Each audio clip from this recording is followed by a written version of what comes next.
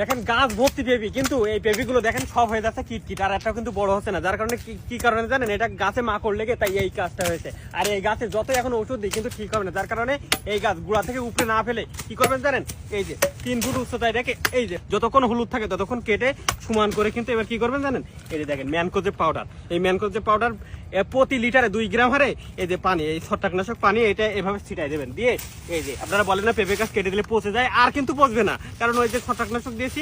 এবার কিন্তু এই যে পলিথিন দিয়ে এই যে গাছ যত মোটা হবে টিও তত প্রসার দিতে হবে, আর এই চারিপাশটা কচ বেরোবে, সেই কচে ভরপুর পেঁপে হবে।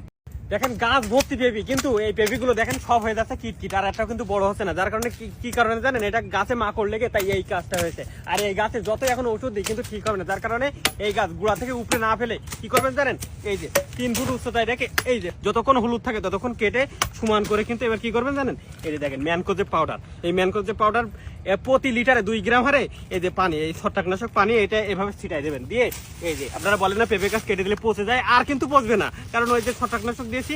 এবার কিন্তু এই যে পলিথিন দিয়ে এই যে গাছ যত মোটা হবে টিও তত প্রসার দিতে হবে, আর এই চারিপাশটা কচ বেরোবে, সেই কচে ভরপুর পেঁপে হবে।